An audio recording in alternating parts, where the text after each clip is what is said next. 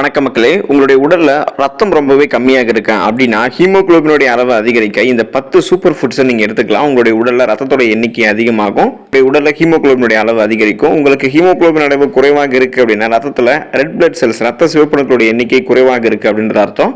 So அப்போ உங்களுக்கு ரத்த சோகை அனிமியா பிரச்சனை பார்த்தீங்கன்னா ஏற்படும். ஹீமோகுளோபின் அப்படின்றது ஒன்றும் கிடையாது, சிவப்பு ரத்த அணுக்கள் இருக்கக்கூடிய புரோட்டீன் அளவு தான் பார்த்தீங்கன்னா ஹீமோகுளோபின் அப்படின்னு சொல்லுவோம். ஸோ இது என்ன பண்ணுது அப்படின்னா நமக்கு ஆக்சிஜன் நம்மளுடைய உடல் இருக்கக்கூடிய மற்ற பாகங்களுக்கு செலுத்தி அதிலிருந்து கார்பன் டை ஆக்சைடு உறிஞ்சி நுரையீரலுக்கு கடத்துது.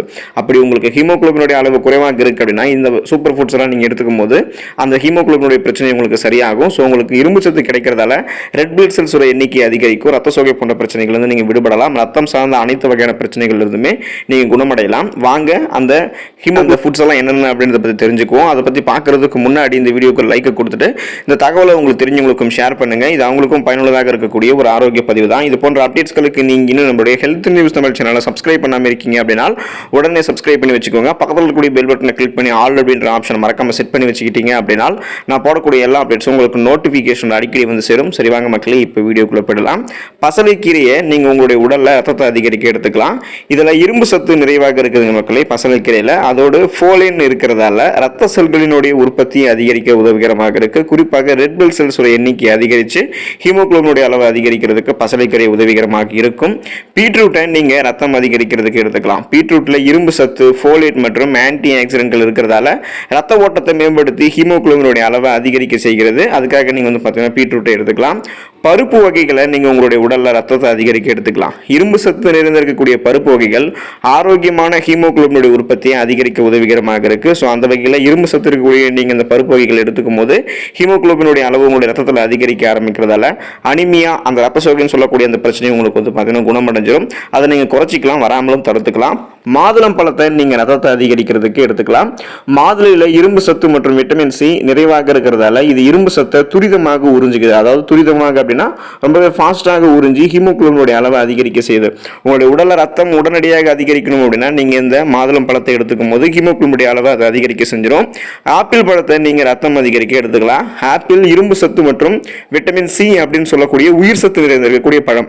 எனவே இது ஹீமோகுளோபினுடைய அளவை அதிகரித்து ரத்த ஓட்டத்தையும் உங்களுக்கு சீராக்குது. ஸோ அந்த வகையில் ஹீமோகுளோபினுடைய அளவை அதிகரித்து ரத்த ஓட்டம் தடைபடாமல் சீராக இருக்கிறதுக்கு நீங்கள் ஆப்பிள் பழத்தை எடுத்துக்கலாம். பேரிச்சம்பழத்தை நீங்கள் எடுத்துக்கலாம் மக்களே, உங்களுடைய உடல் ரத்தம் அதிகரிக்கும். டேட்ஸ் அப்படின்னு அழைக்கப்படக்கூடிய பேரிச்சையில் ஹீமோகுளோபினை அதிகரிக்கக்கூடிய இரும்பு சத்துடைய ஆற்றல் பார்த்தீங்கன்னா நிறைவாக இருக்கு. ஏன் அப்படின்னு பார்த்தீங்க அப்படின்னா இதில் இந்த இரும்பு சத்து கொட்டி கிடைக்கிறதுல இது ரத்த ஓட்டத்தை உங்களுக்கு மேம்படுத்த உதவிகரமாக இருக்கும். ஹீமோகுளோபினுடைய அளவு அதிகரிக்கிறதால அனிமியா போன்ற அந்த நோய்கள்லாம் உங்களுக்கு குணமடைஞ்சிடும்.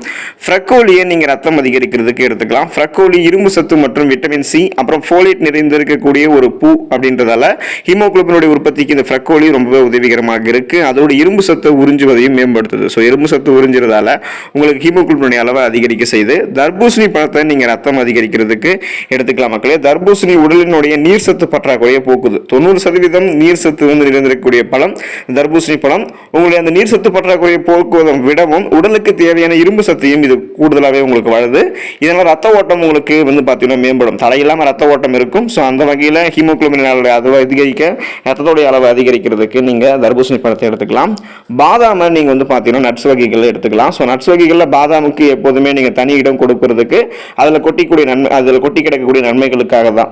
அதுல ஒன்று தான் இரும்பு சத்து அந்த பாதாமுடன் நிறைஞ்சிருக்கு. விட்டமின் ஈயும் இருக்கு. ஸோ எனவே ரத்தம் அதிகரிக்கும். ஹீமோகுளோபின் அளவு அதிகரித்து ஆரோக்கியமான சிவப்பு ரத்த அணுக்கள் ரெட் பிளட் செல்ஸ் அதை பராமரிக்குது. ஸோ அதனால உங்களுக்கு நீங்க அந்த பாதாம் பருப்புகளை பார்த்தீங்கன்னா எடுத்துக்கலாம்.